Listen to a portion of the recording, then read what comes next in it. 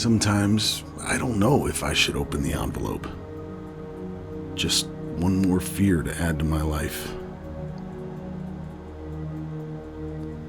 Who keeps sending these to me, and why? What are they trying to tell me? How do they even know about me out here?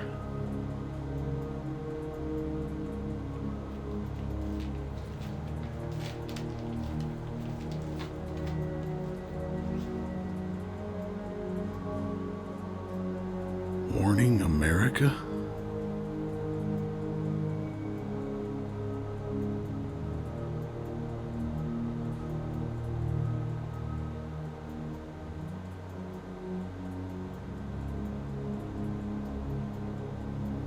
Chapter 1. It happened so fast, so under the radar. Most people didn't even see it coming, but I knew.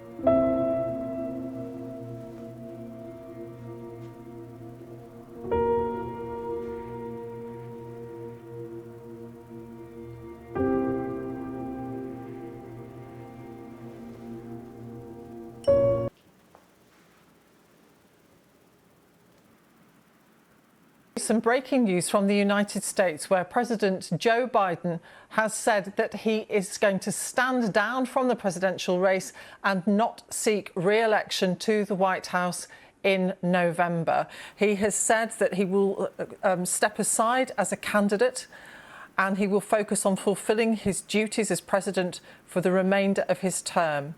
President Joe Biden has just announced that he is dropping out of the 2024 presidential race. In a stunning letter that was just released moments ago by his campaign on X, formerly known as Twitter, Biden wrote, quote, that it has been the greatest honor of my life to serve as your president, and while it has been my intention to seek re-election, I believe it is in the best interest of my party and the country for me to stand down and to focus solely on fulfilling my duties as president for the remainder of my term.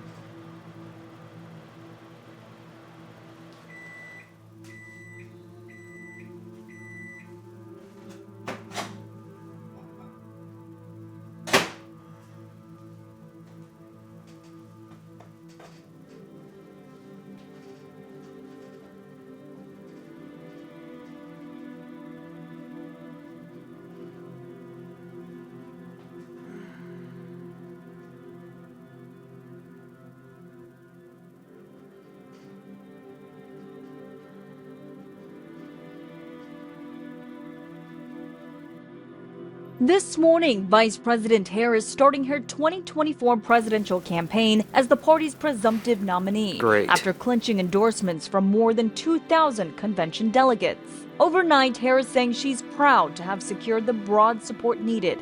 I look forward to formally accepting the nomination soon. Do we believe in the promise of America? Yeah. And are we willing to fight for it? Yeah. And when we fight, we win. Harris at campaign headquarters one day after President Biden dropped out of the race and threw his support behind her. The president calling in while recovering from COVID-19 at his Delaware home. You've always had my back, and I promise you, I will always have your back. The first Black and Indian American woman vice president thanking her boss and turning to attack former President Trump, leaning into her former role as a prosecutor. Vice President Harris is wasting no time hitting the campaign trail in Milwaukee today. Harris is quickly consolidating support among Democrats with less than a month before the Democratic National Convention. CBS News estimates that she has received an endorsement of a majority of Democratic delegates. Former President Barack Obama and former First Lady Michelle Obama have officially endorsed Vice President Kamala Harris for president. Kamala! Hello. Hi. Hey there. Oh, hi, you're both together. Oh, it's good to hear you both. I can't have this phone call without saying to my girl Kamala, I am proud of you. This is going to be historic. We called to say Michelle and I couldn't be prouder to endorse you and to do everything we can to get you through this election and into the Oval Office. Oh my goodness. Michelle, Barack, this means so much to me. I am looking forward to doing this with the two of you, Doug and I both, and getting out there, being on the road. But most of all, I just want to tell you the words you have spoken and the friendship that you have given over all these years mean more than I can express. So thank you both. It means so much. And we're going to have some fun with this too, aren't we?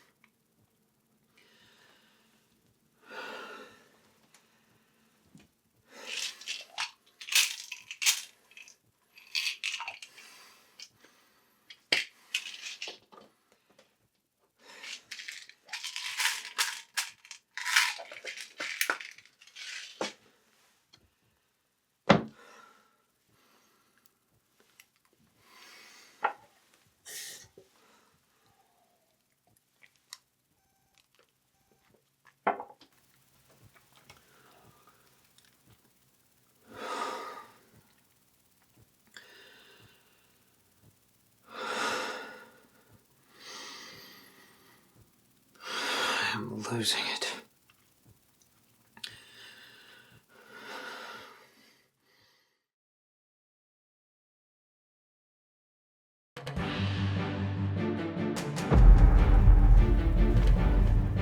Decision Desk can now project that former Vice President Kamala Harris will win and become the President of the United States. Donald Trump, who stated in this process, "I will never give up fighting for you and our nation," will be denied a second term. Keep in mind the Trump campaign is in the midst of waging legal challenges in several states, but the path is clear for the new president-elect. The states will all need to officially certify the vote.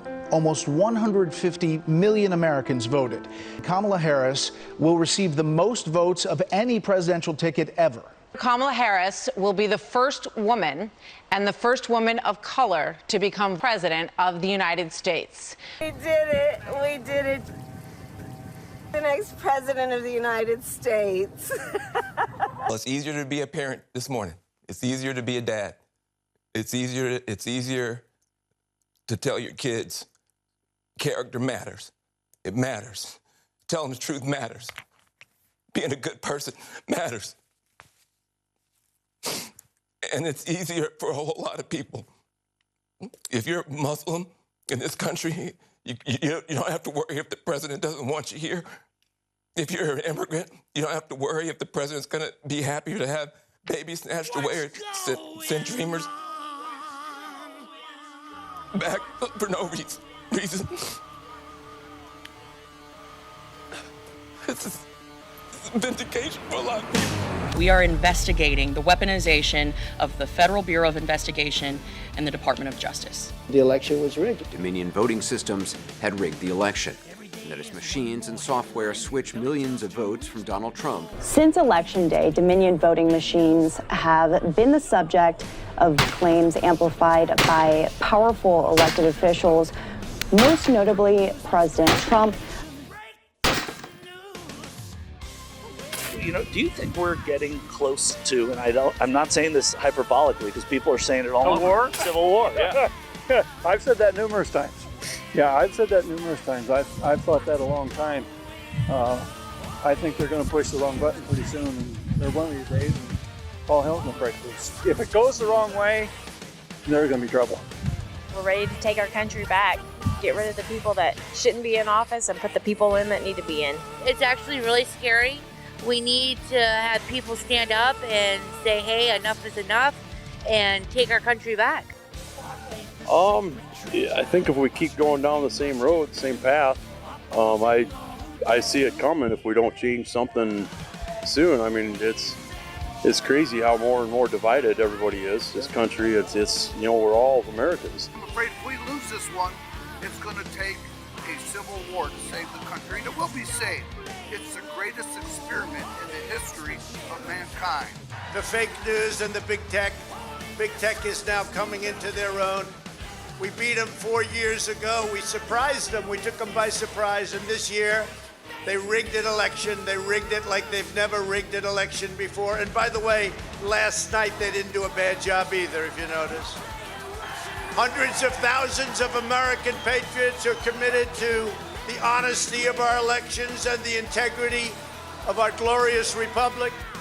All of us here today do not want to see our election victory stolen by emboldened radical left Democrats, which is what they're doing, and stolen by the fake news media. That's what they've done and what they're doing. We will never give up. We will never concede. It doesn't happen. You don't concede when there's theft involved. Our country has had enough. We will not take it anymore, and that's what this is all about. And to use a favorite term that all of you people really came up with, we will stop the steal. It's a disgrace. There's never been anything like that. You could take third world countries, just take a look. Take third world countries, their elections are more honest than what we've been going through in this country. It's a disgrace. It's a disgrace. Even when you look at last night, they're all running around like chickens with their heads cut off with boxes, and nobody knows what the hell is going on. There's never been anything like this. We will not let them silence your voices. We're not going to let it happen. Democrats attempted the most brazen and outrageous election theft, and there's never been anything like this. It's a pure theft in American history. Everybody knows it.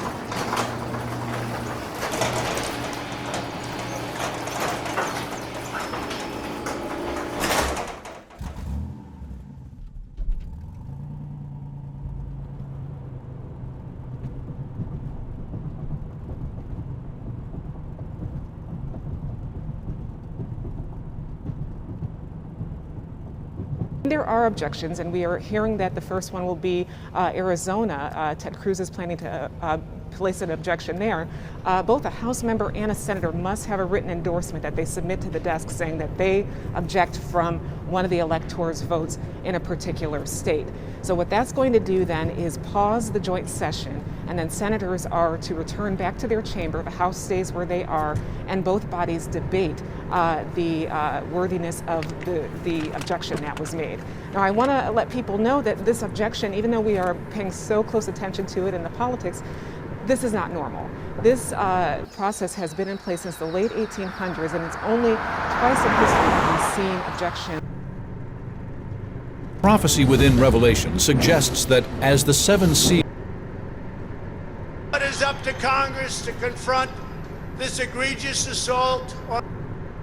What you're actually starting to see is a sign of police presence starting to ramp up on the outskirts of the what I would describe as the hottest zone here, which is right in front of the Capitol. Just on the periphery of that hot zone, you have police starting to amass. I've seen officers from Montgomery County nearby putting on their riot gear, and they're being heckled by Trump supporters on the vicinity. They're telling them things like, I thought you were on our side. When the revolution starts, who are you going to be with, us or them? And the officers are not engaging the crowd. They're just being quiet, putting on their gear.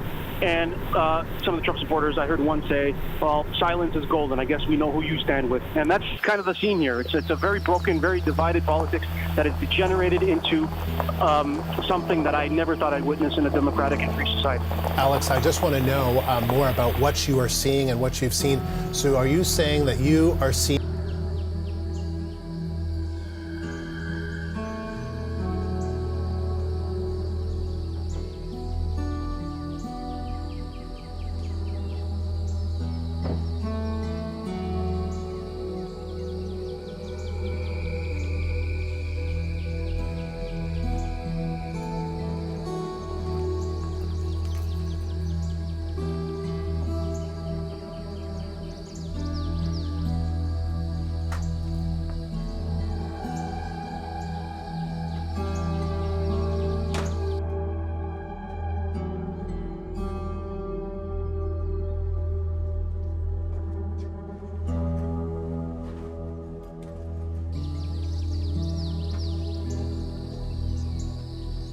unprecedented, and that's because there was this belief that your vote doesn't count, courtesy of Donald Trump, and that's why they lost the election. So yes, it will have a consequence for the Republican Party if there is this belief out there that your vote doesn't count. So I would recommend strongly that the Republican Party works to repair this and don't make this mistake again. Of note, the Democrats contested the election in 2000, 2004, and 2016. But they did it in a much more civil way, and we certainly didn't have a world leader like Donald Trump egging on the protesters. Yeah, I think certainly there's one thing in your right to contest the election and anyone's right to do so and head to the courts. It's another thing, even once going through that whole court process, to say or to insist that the election was stolen. The storming of the Capitol building is an astonishing assault on freedom and democracy. I am deeply saddened to see chaos grip our greatest ally today. And the leader of the federal NDP, Jagmeet Singh, as well, sent out a tweet a little bit earlier. The horror unfolding in Washington, he said, is frightening, and it was incited by Donald Trump. He can end it now, but refuses to. Democracy must not be intimidated. The violence must end.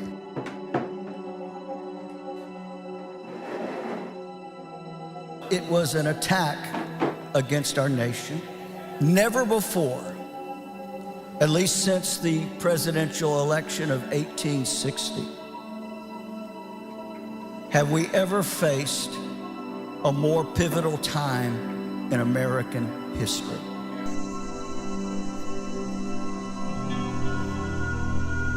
Our Heavenly Father, which art in heaven, we're divided. We have witnessed injustice. Anger and despair have flowed into the streets. We need your help.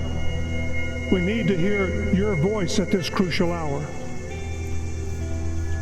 We ask that you would unite our hearts to be one nation under God, for you are our only hope.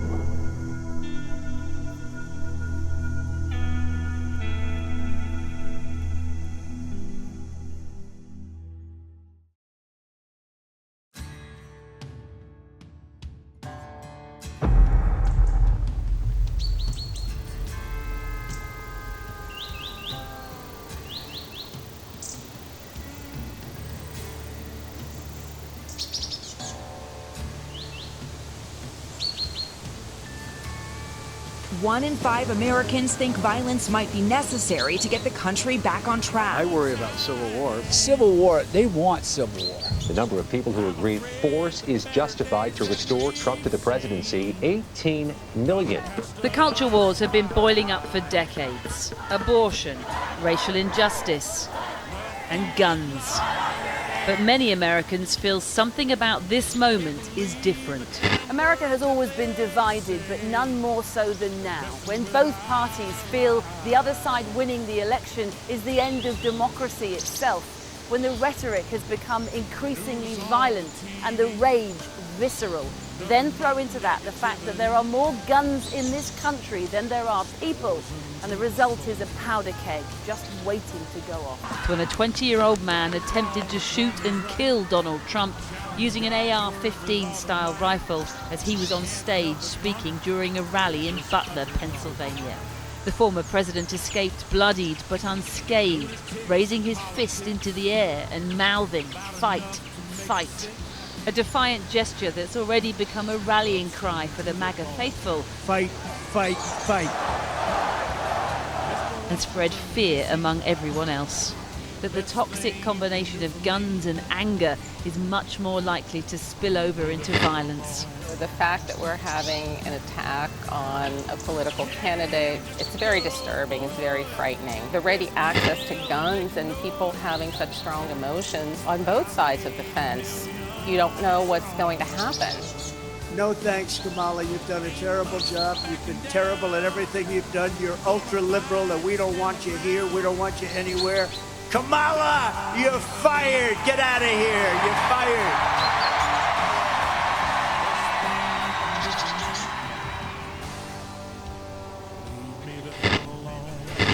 Because both sides are going to feel cheated. Both sides are going to feel like this country is going to go to hell no matter who wins. He says the gap between those on the right, like him, and those on the left is now so vast, it's almost impossible to find common ground. If they can't make me understand them, and I can't make them understand me, how are we going to get there? But where does that go? Ugly. What does ugly mean? It could be a war.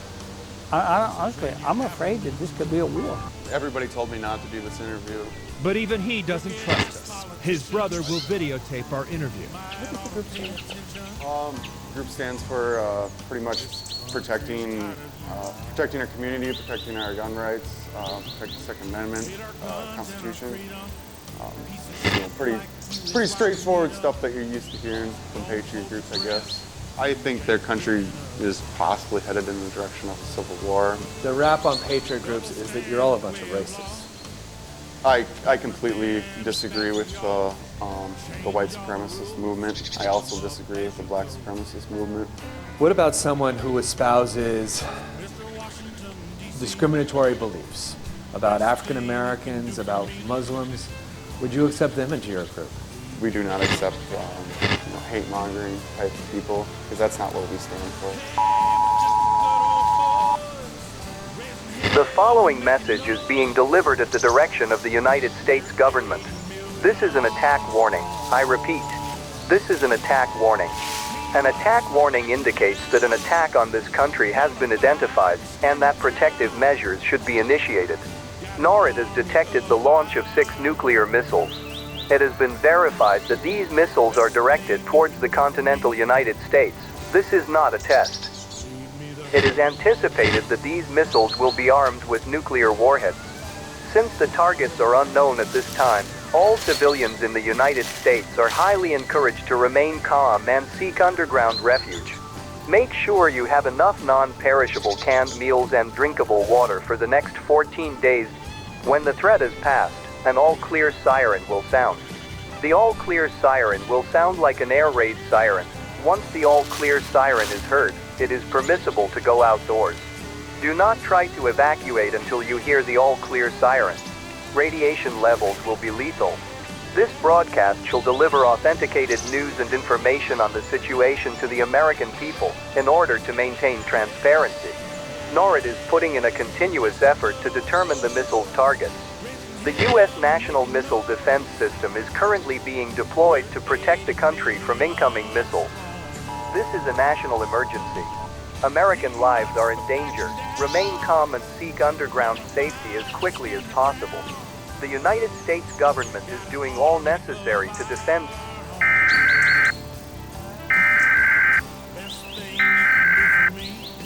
This is a follow-up to the previously issued National Emergency Action Notification.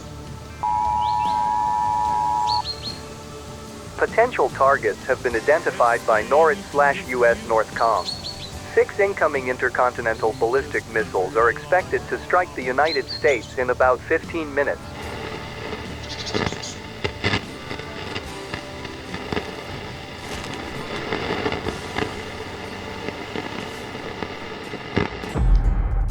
I know the truth.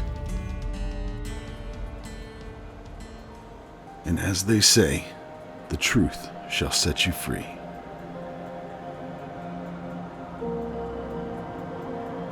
I'm reminded of what George Orwell once said. He who controls the past controls the future. Fear can make the imagination run wild, but what if it isn't the imagination